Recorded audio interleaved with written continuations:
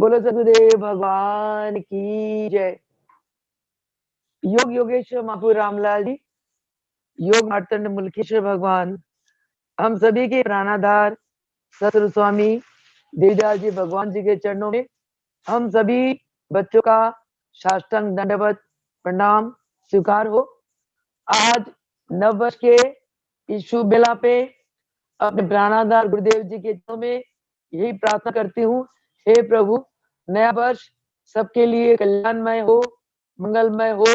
हे प्रभु सभी अपने प्यारे भक्तों को सन्मार्ग में रखना, योग मार्ग में रखना, सभी प्यारे भक्तों को ध्यान देना, ज्ञान देना, भक्ति देना, अपने चरणों की सेवा देना और सभी भक्तों की हर पल अंग संग रहते हुए उनकी रक्षा सहायता करते रहना और सभी भक्तों को स्वस्थ तन, स्वस्थ मन और उज्जवल प्रकाशमय आत्मा का दान प्रदान करना। हे प्रभु हम आप जी के नन्हे नन्हे बच्चे, हम गुनाहों के पुतले हैं। हे प्रभु हमारे अवगुणों को ना देकर आप जी हमें हमेशा हमेशा के लिए क्षमा करते रहना और हमारी बुद्धि में बैठकर हमें सद्बुद्धि देना और सत्संग का लाभ इस पूरे साल में हमें हर रोज प्राप्त होता रहे और आप जी का जो योग अभ्यास है, हठ योग है, हम दिन प्रतिदिन इसका अभ्यास करें और ध्यान योग, ज्ञान योग, लय योग, भक्ति योग का अभ्यास करके हे प्रभु हम आप जी के कृपा पात्र बने।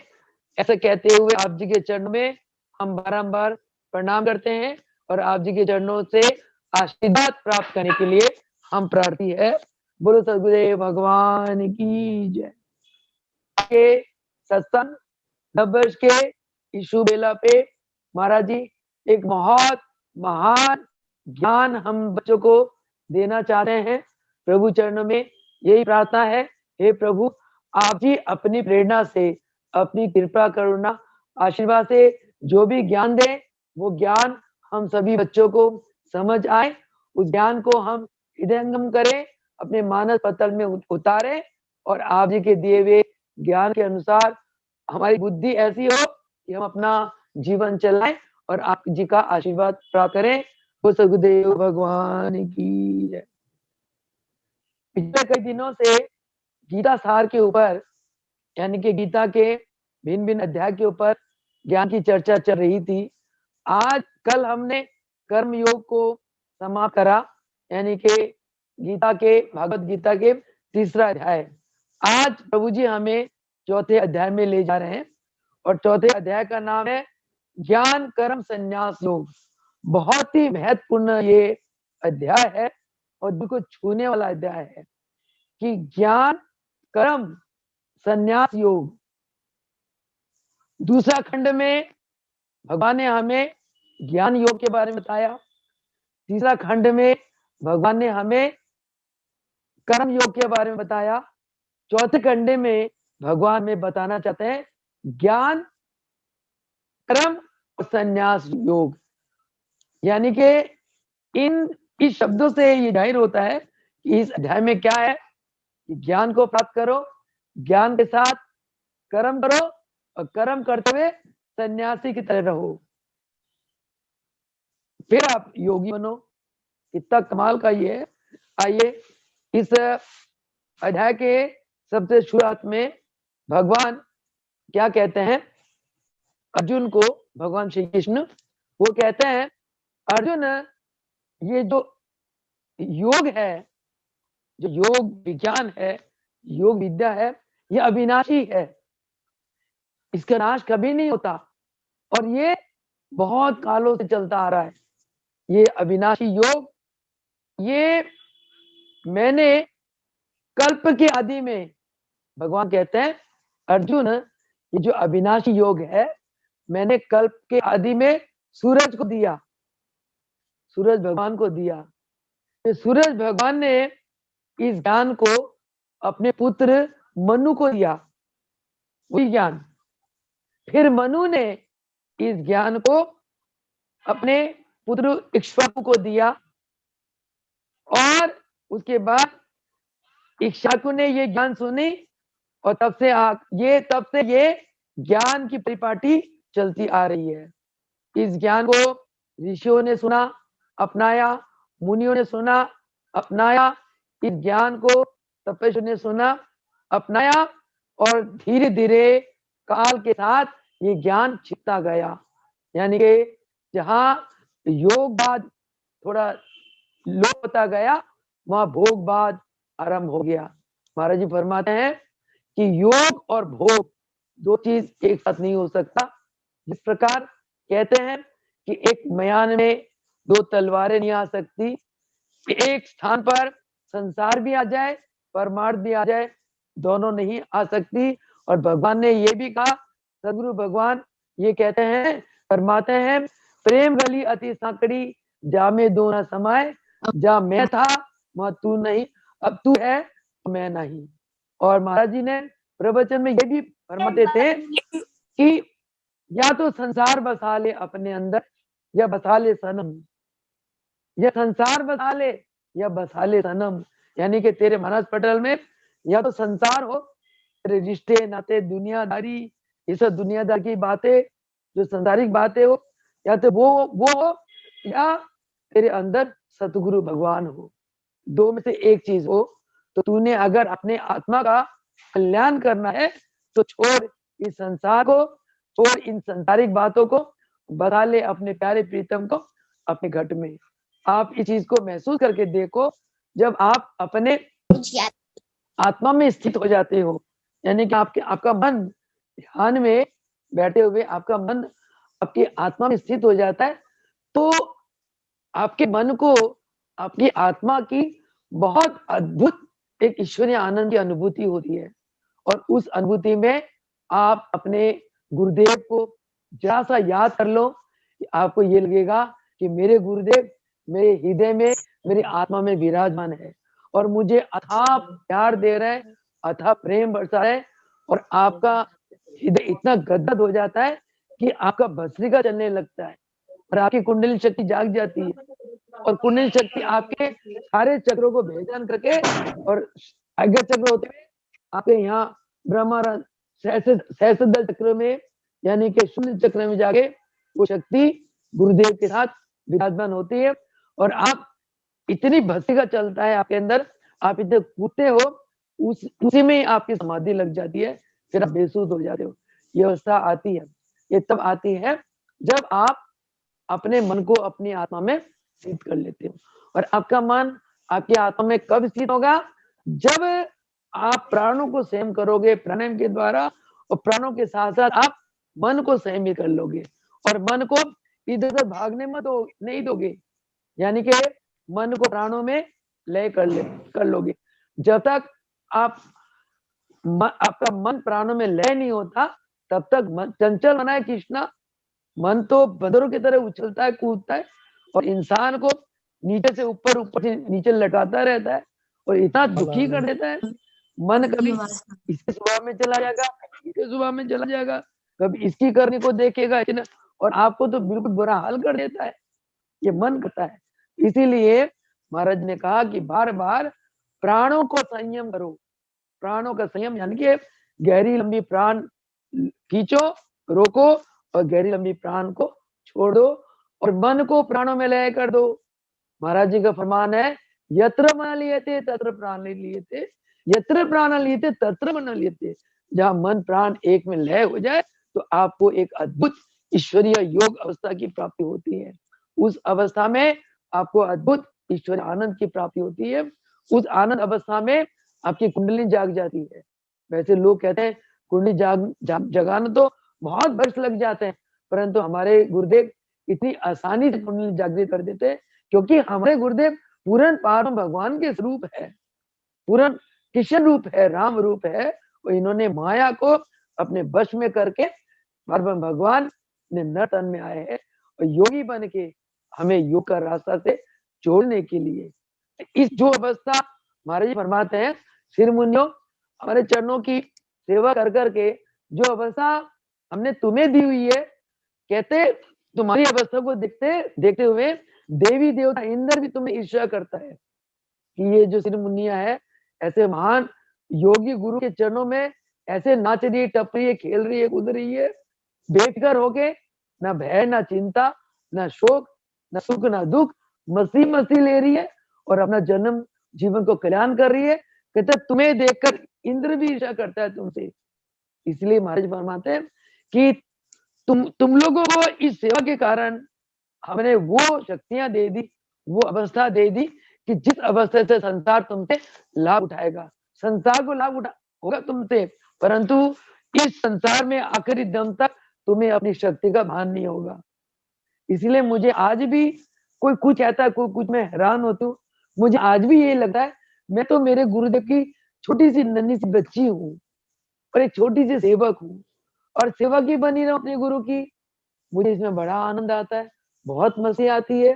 कहते हैं कि जो पहले ही जमीन पे है और नीचे क्या जाएगा, उसको कोई चिंता नहीं है, कोई फिक्र नहीं है। फकी सोई जानो फिक्र ना कोई। जो पहले जमीन में बैठा हुआ है उसको कोई नीचे गिरने का डर ही नहीं है। हाँ, जो अपने ऊपर चढ़ जाता है ना पेड़ के ऊपर, वो हर पल डरता रहता है, हाय मैं गिर ना जाऊं, आंधी आए, तूफान आए, बारिश आए, हाय मैं गिर ना जाऊं। जो ऊपर चढ़ के बैठा है, डर डर तो उसको है, भय तो उसको है। जो पहले ही नीचे बैठा हुआ है, गुरु चरणों में जिसका शीश है, उसको नीचे उतरने का कोई भय नहीं होता। तो ये गुरु भगवान अपनी शक्ति से अपने अन्य भक्तों, अपने अन्य शिष्य को ये अभय पद का दान दे देते हैं, निर्भय बना देते हैं, उन्हें किसी चीज की कोई भय नहीं होती और त्यागी बना देते हैं। गुरु की जो रंगा हुआ शिष्य होता है उसको कोई चीज त्यागने में मिनट सेकंड लगता है, मिनट सेकंड लगता है। मैं आपको बताऊं, श्यामलाल जी के ब्रह्मलीन के बाद मुझे सबने मिलकर, ट्रस्ट ने मिलकर मुझे गुरु पद में बैठा दिया था। ये 13 दिसंबर 2013 1 दिसंबर को, और 6 महीने के लिए बैठा दिया। और 6 महीने के लिए तो मैं सेवक बन के साउथ इंडिया का ट्रिप करा और सेवक बन के वहां प्रचार प्रसार करा और उसके बाद मैं अपने को सेवक ही माना। 2013-14 के रामनवमी पे मुझसे ये कहा गया कि भाई जब महाराज जी गुरु पद के लिए नहीं कह गए तो हमें गुरु पद को स्वीकार नहीं करना चाहिए।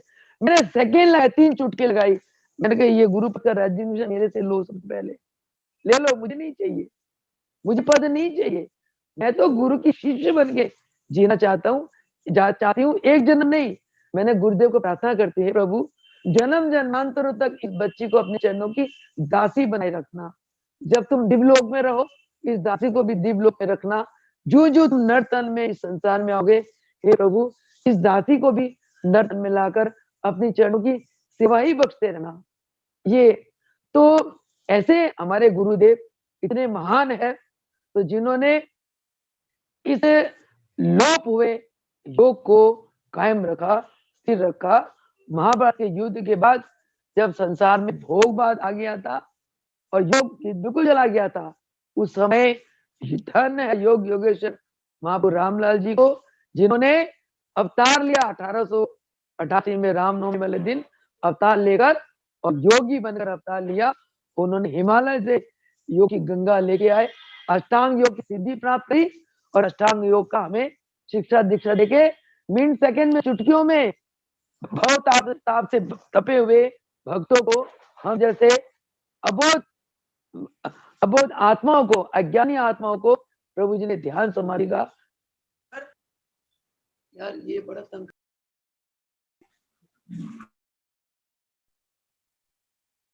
ये हमारे महाप्रभु रामलाल जी को श्रेय है, जिन्होंने अष्टांग योग की गंगा इस संसार में बहा दी और योग को अत्यंत सरल कर दिया। ये तो पुराने जमाने में ऋषि मुनि संत तपस्वी लोग योग सिद्धि को प्राप्त करने के लिए घर परिवार संसार छोड़ दिया करते थे और वर्षों जंगलों में जाके तप करते थे, कंद फल मूल पत्ते पुत्ते खा के अपना जीवन निर्वाह करते थे और तब जाके उनको योग की सिद्धि प्राप्त होती थी।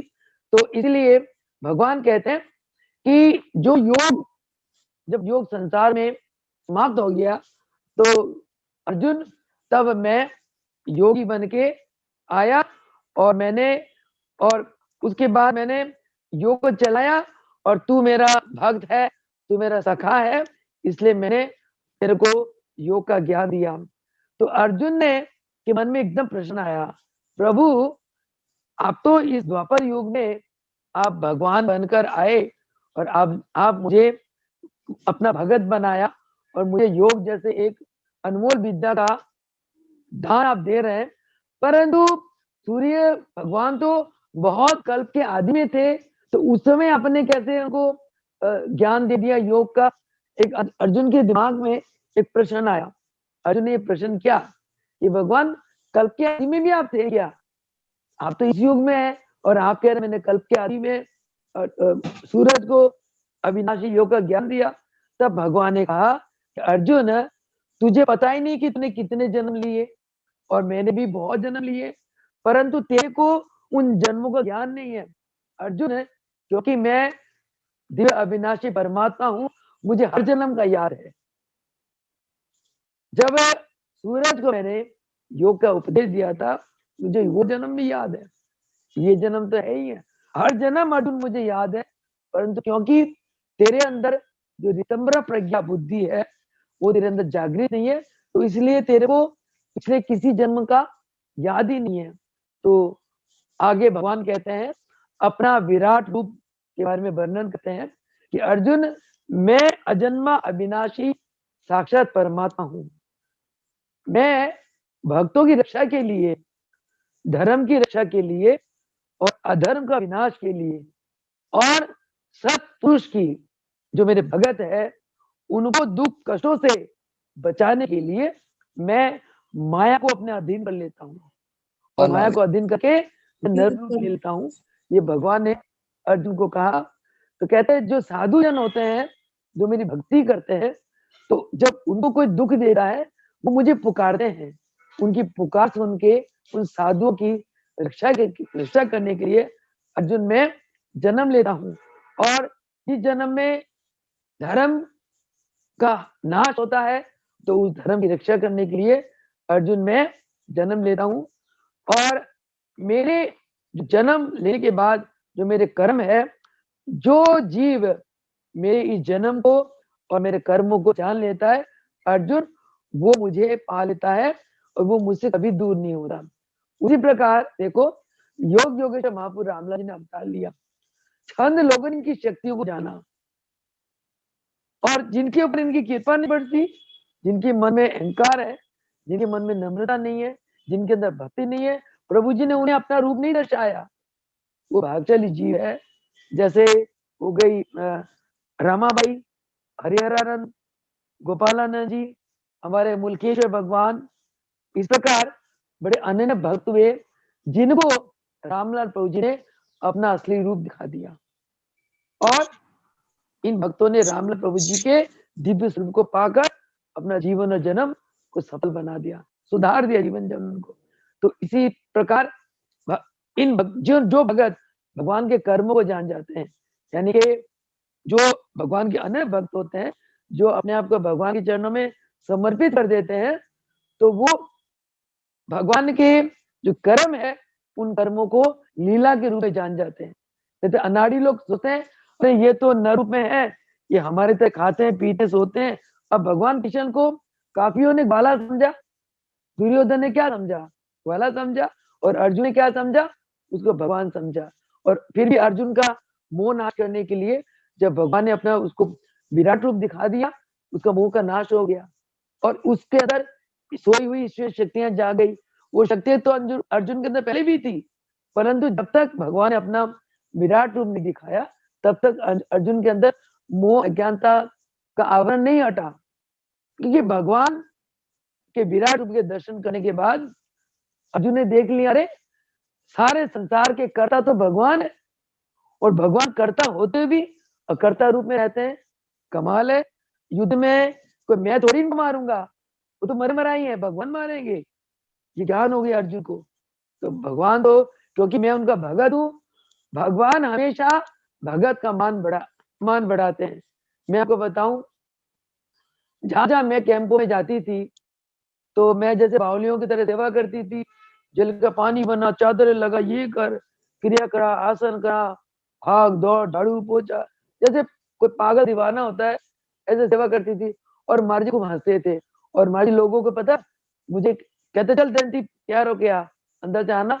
मार्जी लोगों के साथ मेरी खाली मान बढ़ियाई करने के लिए कहते, देख ये हमारी जो है ना ये बच्ची, ये डॉक्टरेट है, ये पीएचडी है, ये दिल्ली यूनिवर्सिटी लेक्चरर है। देखो हमारे चरणों में कैसे पानी भरती है। तुम लोगों की जो थोड़ा नाके से सीण निकालता है ना, ये साफ करती है। तुम लोग उल्टी करते हो, ये साफ सफाई करती है। तुम लोगों को यहाँ दबाती है, यहाँ दबाती है। देखो तुम्हारे कैसी सेवा करती है। कह रहे ये दिव्य लोग से आई हुई आत्माएं होती हैं जो ऐसे सदगुरु की चरणों की सेवा करती है। तो कहने का भाव, जैसे एक पिता है, एक पिता का कोई लायक बच्चा होता है, तो पिता किसके साथ गौरव होता है, और किसी गौरव के साथ बोलता है मेरा बेटा देखो कितना बड़ा एक उच्च पद में चढ़ गया। क्यों संदीप? अब तुम्हें अपने बेटे के लिए गौरव होता है ना, अमेरिका में जाके और इतनी ऊंची पढ़ाई करके और वहां मिलिट्री में इतनी अच्छी जॉब में है, गौरव होता है ना। तो वैसे ही गुरु के हृदय में जब शिष्य के अंदर ऊंचाई देखते हैं तो गुरु को बहुत गौरव होता है। और गुरु शिष्य की बढ़ाई सिर्फ इसलिए करते हैं उसके ताकि समाज में उसका मान सम्मान हो, ये गुरु देते हैं। परंतु फिर भी शिष्य के अंदर अहंकार नहीं आना चाहिए। और पूरा गुरु शिष्य के अहंकार खाते हैं।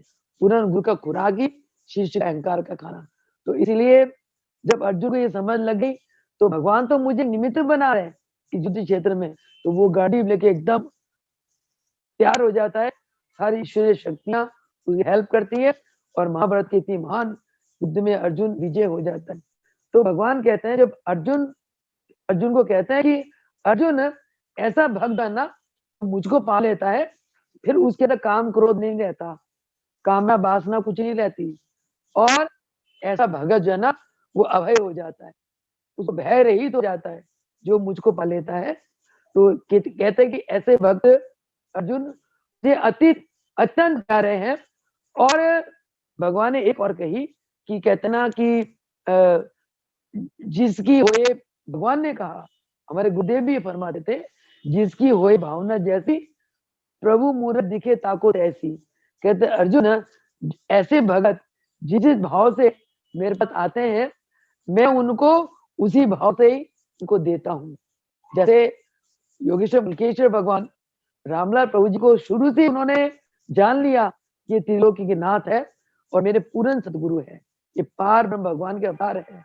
क्योंकि गणपति जी ने जब महापुरुष रामलाल जी ने मुल्केश्वर भगवान गए, हे प्रभु जन्मपति लेके मुझे बता दो कि मुझको मेरे सदगुरु भगवान कब मिलेंगे, जिनके ज्ञान से मैं संसार समुद्र पार हो जाऊं। तो प्रभु जी मुस्कुरा दिए। प्रभु जी को तो पता था ये मेरी पिछले जन्म की बिछड़ी आत्मा है और पूर्ण आत्मा है, परिपूर्ण पारब्रह्म स्वरूप है। तो प्रभु जी ने मर्यादा रूप से कहा बेटा तुम घर जाके ध्यान में बैठो और 7 दिन के बाद हम अखाड़ा मंडी से आएंगे, फिर तुम्हें बताएंगे कि तुम्हें भगवान कब मिलेंगे। उस 7 दिन के अंदर प्रभु जी को समाधि लगे मुल्केश्वर भगवान को, और समाधि में गणपति जी आ गए। उनका मुलादा चलो जागृत हो गया और रिद्धि सिद्धि के साथ गणपति जी आ गए। गणपति जी पूछा उन्होंने कि मेरे पिछले जन्म के सदगुरु भगवान कौन है, और गणपति जी ने दर्शाया रामलाल प्रभु जी है। और पिछले जन्म के मेरे पिता कौन है, रामलाल प्रभु जी कौन है, रामलाल प्रभु जी को दर्शाया गणपति जी ने। और मेरी माता कौन है, दिव्य लोक में विराजमान एक देवी का स्वरूप उन्होंने दिखाया। तो इस प्रकार जब मुल्केश्वर भगवान को रामलाल प्रभु जी के दिव्य स्वरूप का ज्ञान हो गया तो मुल्केश्वर भगवान रामलाल प्रभु जी की मसीह में मस्त रहा करते थे। उन्होंने पारब्रह्म परमेश्वर माना। और भी बहुत धुरंधर विद्वान थे, प्रभु जी के शिष्य थे, जो अपने आप को बहुत उच्च कोटि के शिष्य मानते थे, परंतु अहंकार के वश प्रभु जी ने अपनी सारी सिद्धि शक्तियां उन लोगों को नहीं दी। एक नम्रता, दीनता, दासा और अनन्य भक्ति भाव के कारण रामलाल प्रभु जी ने मुल्केश्वर भगवान को अपना स्वरूप बना दिया। और जब 14 वर्ष मुल्केश्वर भगवान तुरीय अवस्था में रहे और जब महाप्रभु रामलाल जी का जाने का संकल्प हुआ कि मैंने तो अब आकाश मार्ग से सूक्ष्म शरीर से अपने गुरुदेव के पास चले जाना है, तब उन्होंने आज्ञा देते हैं उठो राजा जी, अब बहुत साल तुमने तुरीय अवस्था में बिता ली, अब उठो, तुमने हमारे संस्कारी आत्माओं का कल्याण करना है।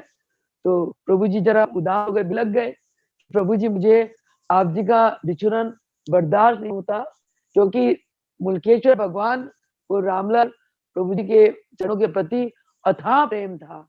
और मुल्केश्वर भगवान ये भजन बहुत प्रेम से गाते थे, प्रभु के प्रेम के खातिर आए सूली तो आने दो। चाहे कांटे लगे, चाहे फट लागे, खून गंगा बहाने दो। ये प्रभु मुलकराज जी के शब्द थे रामलाल प्रभु जी के प्रेम के कारण। तो भगवान को तो हम प्रेम के द्वारा ही पा सकते हैं।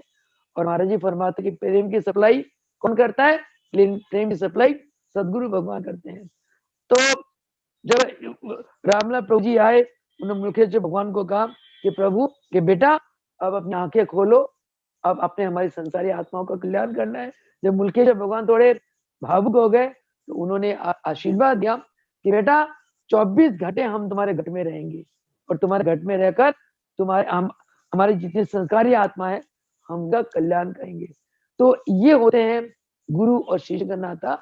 तो कहने का भाव ये कि रामलाल प्रभु जी के चरण में बहुत अनन्य धुरंधर, बहुत उच्च कोटि के विद्वान और भक्त हुए, परंतु जिसने रामलाल प्रभु जी को जिस भाव से पूजा, रामलाल प्रभु जी ने उसको ऐसे ही दिया। उसी प्रकार मुलखेश्वर भगवान के चरणों में बहुत भगत है, परंतु मुलखेश्वर भगवान ने सबसे ज्यादा वरदान हमारे प्राणाधर देवीदास भगवान को दिया। इसलिए देवीदास भगवान ने पूरे संसार में योग की डंका बजा दी, योग को सर्वप्रिय बना दिया।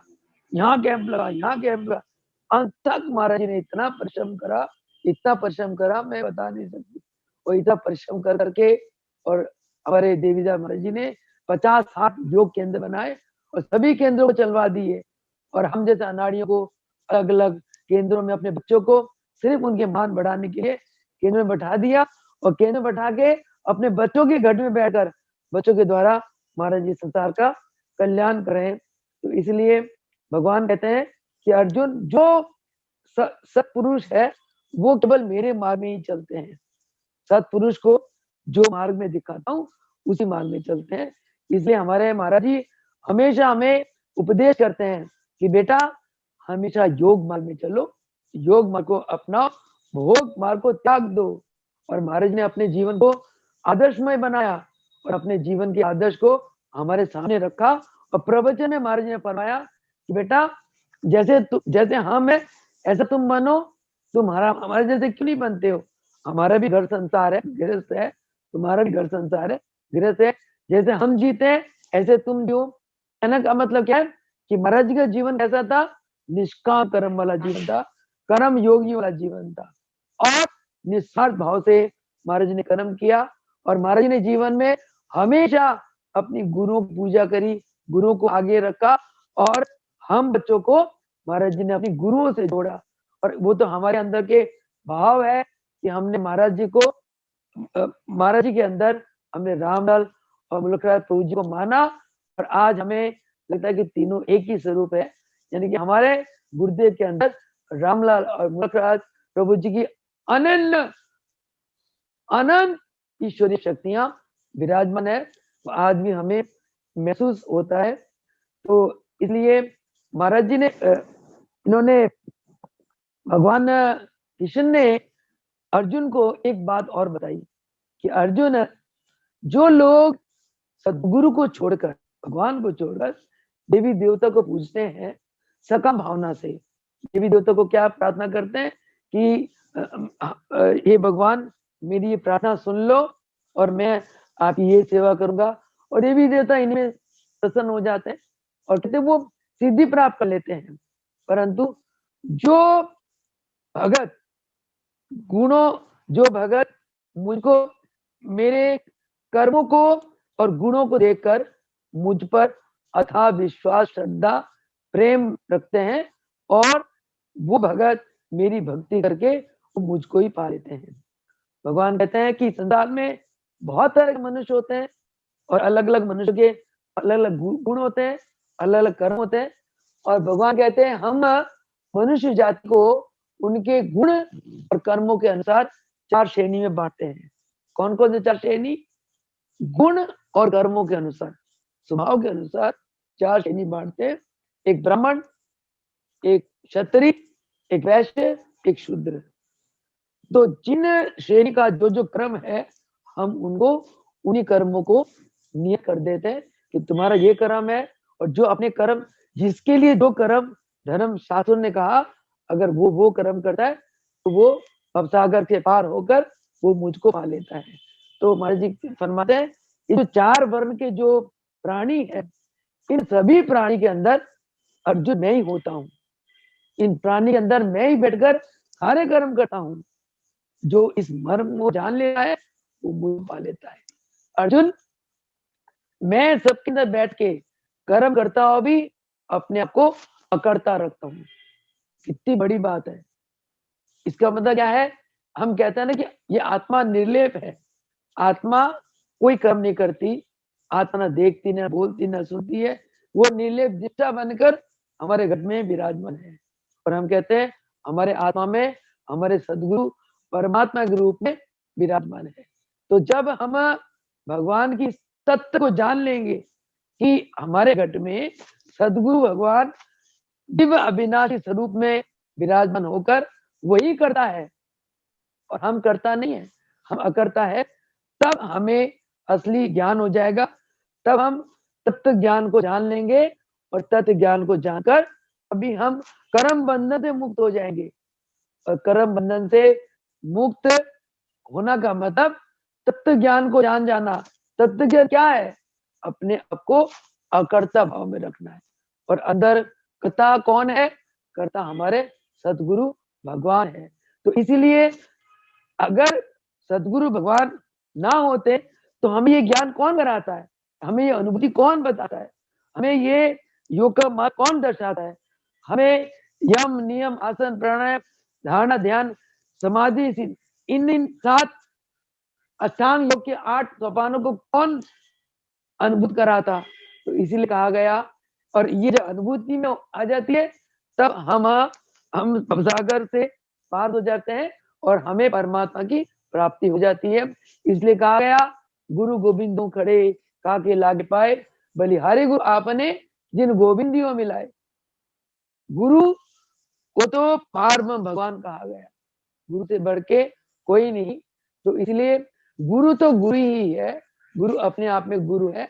जो बच्चा गुरु की चरणों की प्रति अनन्य भक्ति भाव रखता है, जो बच्चा गुरु के कार्यों का एक सेवक बन के प्रचार प्रसार करता है, तो वो बच्चा गुरु को और 33 कोटि देवी देवता को भगवान को अत्यंत प्रिय होता है। कहते हैं ना वो हनुमान चालीसा में है, राम से अधिक राम का दासा। और एक और भजन है हमारे राम जी से, राम राम राम कई और हनुमान। तो कहते हैं राम जी को प्रसन्न करना हो तो हनुमान जी को प्रसन्न कर लो। और हनुमान जी कभी राम नहीं बने, उन्होंने राम की सेवा करी। उन्होंने अपने घट में राम के स्वरूप को, राम के नाम को बसाए रखे। इसी प्रकार अगर हम अपने गुरुदेव के स्वरूप को अपने हृदय में बसाए रखें, गुरुदेव के नाम को अपने हृदय में बसाते हुए अपने आप को सेवक मानते हुए गुरुदेव की सेवा करते हैं, तो भगवान हमसे दूर नहीं। हम इसी जन्म में भवसागर से पार होकर जन्म मरण के चक्कर से मुक्त होकर हम परम पद यानी कि मोक्ष पद पाने के अधिकारी बन सकते हैं। और मोक्ष पद को प्राप्त करना ही मनुष्य जीवन का परम ध्येय है। तो इसलिए भगवान कहते हैं कि हे अर्जुन, जो पुरुष जिनमें अपनी कल्याण की इच्छा होती है वो इस संसार में निष्काम कर्म कर गए और अपने आप को अकर्ता भाव में और मुझको कर्ता मानकर कर्म कर गए। हे अर्जुन, इसलिए तू भी मुझको कर्ता मान के अपने आप के अंदर अकर्ता भाव से आ गया, युद्ध कर, इस मोह माया को त्याग कर। यानी कि हमारे युद्ध क्या है? इस गीता के ज्ञान से हमारा व्यवहारिक जीवन बहुत सुंदर होता है। महाराज जी का सारा ज्ञान ही गीता के ज्ञान से उत्प्रोत है। हमारा जीवन सुंदर क्यों होता है? क्योंकि हमारे लिए युद्ध क्षेत्र क्या है? क्या युद्ध क्षेत्र है? ये काम क्रोध लोभ मोह अहंकार, दुश्मन, ये बैरी हमारे रास्ते में पड़े हैं। हमने इसके साथ युद्ध करना है और इनके साथ युद्ध करने के लिए अपने अंदर कर्ता भाव नहीं लाना। कर्ता भाव का मतलब अहंकार और अकर्ता भाव लाना है। और हमने अपने अंदर ये अनुभूत करना है हमारे घट में भगवान सदगुरु दिव्य अविनाशी स्वरूप में विराजमान है। वही हमें शक्ति देंगे, वही हमें अभय बनाएंगे, वही हमें अपनी शक्ति से ऐसी हमारे अंदर सामर्थ्य देंगे कि हम काम, क्रोध, लोभ, मोह, अहंकार से विजय पा सकते हैं। इसका मतलब इसे विजय पाने के लिए एक ही रास्ता है, योग अभ्यास। योग करो, योग करो। योग करना, करवाना ईश्वर को पाने का सर्वोत्तम और सरलतम साधन है। इतने कहते हुए आज वाणी को विराम दूंगी। बोलो सदगुरु भगवान की जय। बोलो योग योगेश्वर महाप्रभु राम जी की जय हो। योगेश्वर मुल्केश्वर भगवान की जय हो। योगेश्वर देवीदास भगवान की जय हो। जय हो। आप सभी भक्तों की जय हो। आज नववर्ष के शुभ बेला पे हम संसारिक सभी बातों को कुएं के अंदर डाल देते हैं और आज से एक दिव्य जीवन, प्रेम प्यार वाला जीवन, सबको ऊपर उठाने वाला जीवन और सबकी मान बढ़िया करने वाला जीवन, सबको आत्मा से सबकी सम्मान करने वाला जीवन हम जिएंगे। और महाराज जी फरमाते हैं कि जो तुम किसी को दोगे वही तुमको मिलेगा। तुम किसी को प्यार दोगे तो प्यार मिलेगा। तुम किसी को घृणा दोगे तो घृणा मिलेगा। तुम किसी की निंदा चुगली करोगे, क्रिटिसाइज करोगे तो तुमको वही मिलेगा। कहते इंसान बड़ा बावड़ा है, वो अच्छी चीज बांटना नहीं चाहता है, क्योंकि पाना तो अच्छी चीज चाहता है परंतु बांटना अच्छी चीज नहीं चाहता। कहते हैं कि फरमाते थे, कहते बोलो मुन्नी तू जो चाहती है ना जीवन में वो दूसरों को दिया कर। महाराज जी मैं तो सबसे प्यार चाहती हूँ कि सब मेरे से प्रेम करे। कहते सबको प्रेम बांट, सबकी सेवा कर, सबकी सेवा करेगी तो लोग तेरी सेवा करेंगे। जो तू चाहती है अपने लिए वो दूसरों को दे, उदार बन, उदारचित बन। तो आज हमारे महाराज जी ने, तीनों महापुरुषों ने, तीनों गुरुओं ने अपना सारा जीवन, इतनी उच्च कोटि के महापुरुष होते हुए हम जैसे अनाड़ियों को अपना सारा जीवन उछावर कर दिया। इसीलिए आज तीनों महापुरुष हमारे तुम्हारे सबके लिए परम भगवान है, परम आत्मा है, भगवान है। और इसलिए हम दिन रात उनकी पूजा करते हैं। और प्रभु जी के चरणों में यही प्रार्थना है, हे प्रभु सारा साल अपनी चरणों की सेवा बख्शना, अपनी चरणों की साधना बख्शना, अपनी चरणों का ज्ञान बख्शना और अपनी चरणों की भक्ति बख्शना। और आप जी के चरणों के जितने भक्त हैं उन सभी भक्तों से हमें प्रेम मिले, प्यार मिले, ऐसी आप कृपा बनाना। बोल सकते हो भगवान की जय।